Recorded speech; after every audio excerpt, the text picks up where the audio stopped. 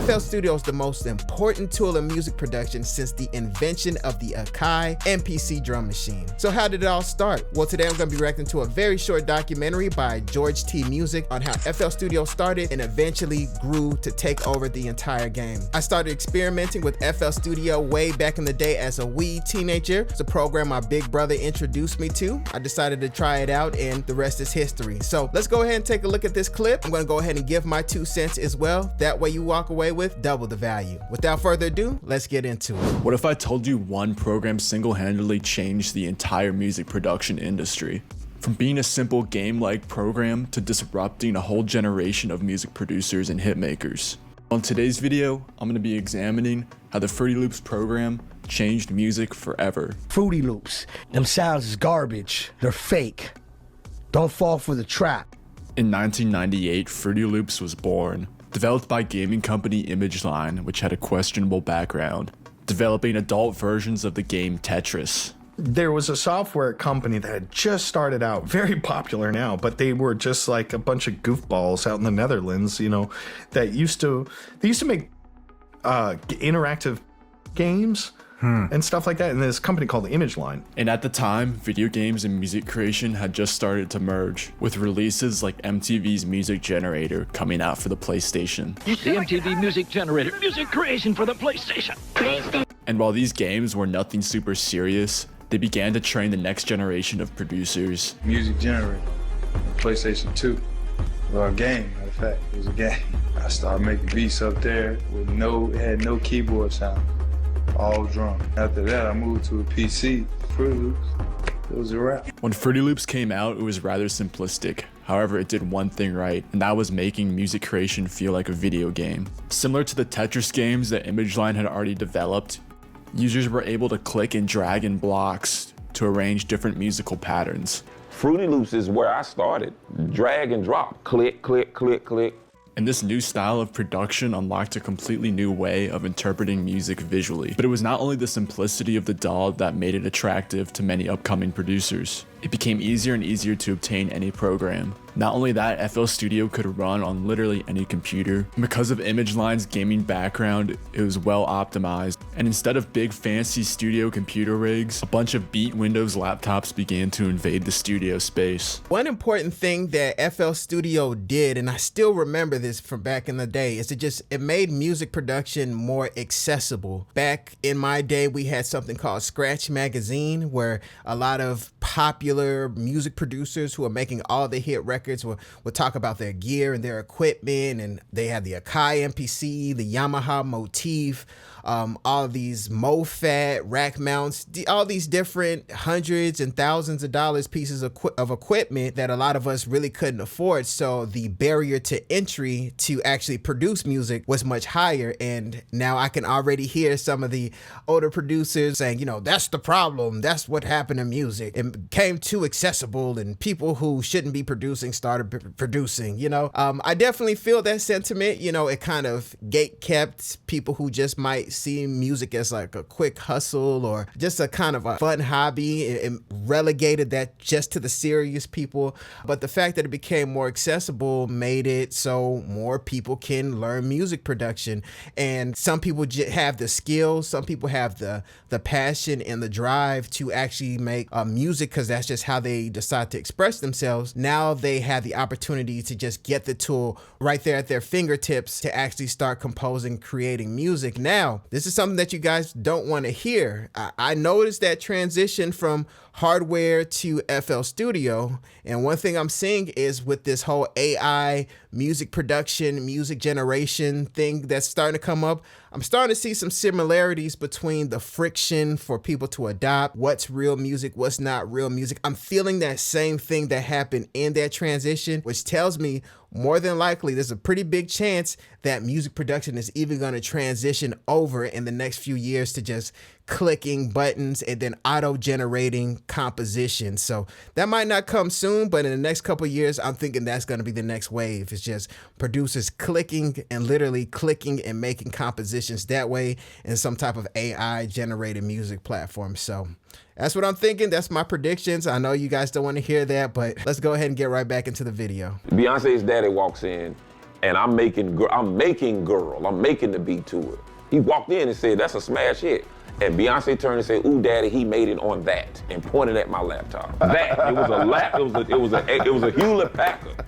Cause I got Best Buy. But as the Fruity Loops invasion began to take over, many producers did not like this new wave. Well, I don't think we have producers anymore. I think we have great programmers. I think that we have great programmers that, I think beats are not made by like how we used to do them. I think they come as a package, as a loop, and it's for you to figure out which program to run it through. However, this was understandable, as producers from the era before had to physically play each instrument and collect each sound that they wanted to hear. And while many of the emerging producers looked up to those who actually had to play the beat, there was no way anyone was gonna pull up to a session and start playing mini trumpet. Hey, I'm looking here at this pocket trumpet. I still remember that.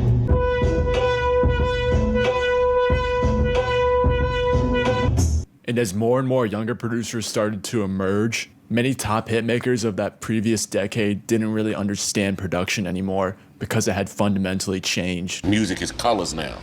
First, it was all about feel, people playing in the room. I'm challenging the click like people on the Fruity Loops. It's like, I'm challenging, it's like a game. It's like, I gotta be the Fork Knight. I gotta be that guy. I gotta beat all the teenagers, you know what I'm saying? I gotta,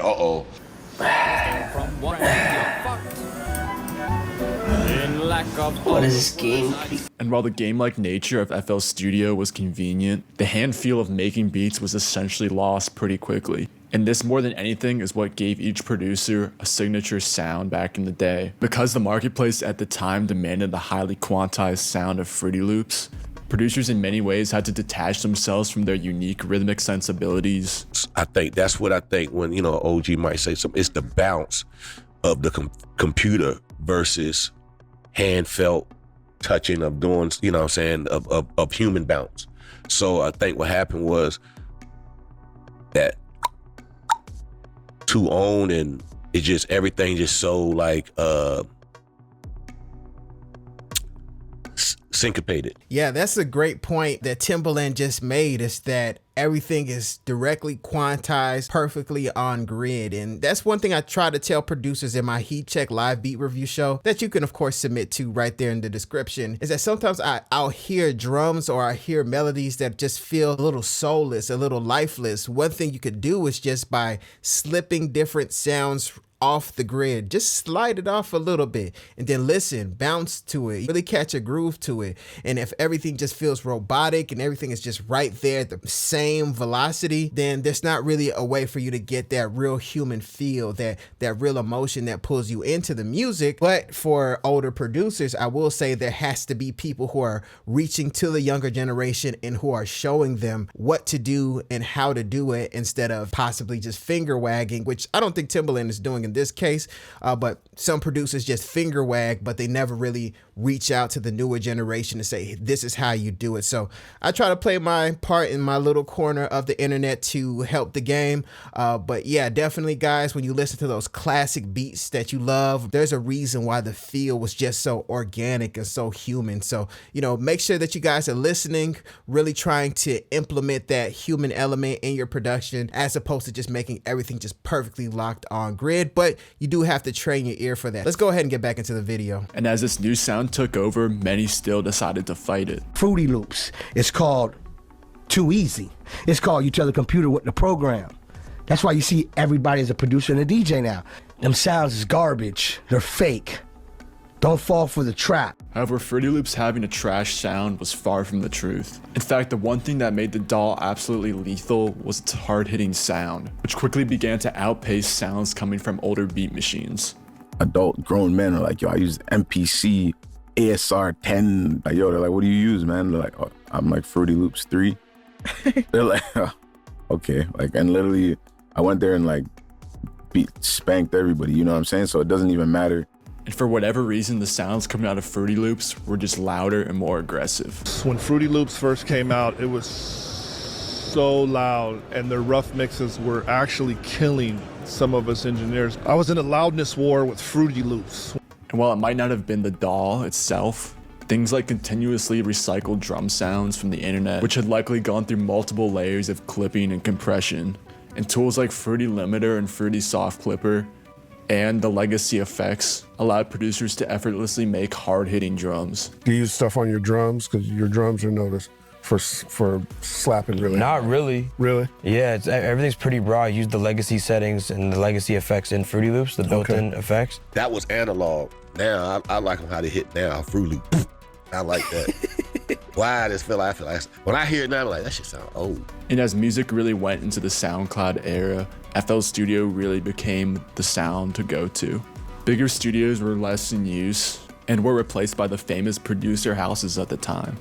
Where the Fruity Loops now turned into FL Studio was the main software of choice for producers to pump out dozens of beats a day. Fast forward to today, and this DAW is just as popular as ever. Yes, the FL Studio sound, the super hard hitting soft clipper on the master that's just making things attack and hit super hard. And even to the point, if you watch some engineering interviews, some engineers have had issues trying to get the final record to sound like the demo because the original producers had things sounding a certain way in FL Studio, and whenever they exported it, got the stems out and put it into Pro Tools, they couldn't quite get that same raw, rugged, ultra hard sound that they were able to get in FL Studio. So of course, different plugin companies, you have people like Orange Clip that recently came out that has the FL Studio soft clipper sound. So that way people in Pro Tools and Studio One can get that sound in final records, so the artist doesn't feel like they lost anything. So it just goes to show how interesting technology influences the musical sound. And once again, that just gets me curious. How is sound going to be influenced by the AI generated musical compositions that are inevitably going to come along in the next few years? The Suno piano, is that going to be a new thing? Or the Suno bass, or the Udio guitar lick, or the Udio drums, whatever it is? How is that going to influence the sound of music whenever we leave the traditional loops, DAW, chop samples, and we get into the click, click, click, totally click, click, click AI world of music production? So I'm curious to see how that's going to change, how that's going to influence the sound of music, and how that's going to really influence the taste of the general public who's ultimately buying the final product. So fast forward to today, and this DAW is just as popular as ever. However, more producers find themselves reaching for more organic sounds or learning instruments to fight the oversaturation of generic sounding beats due to the accessibility and ease of music production that programs like this caused. It's clear to see that Fruity Loops completely revolutionized music production, from starting as simple sequencing software to becoming a program that completely changed music forever.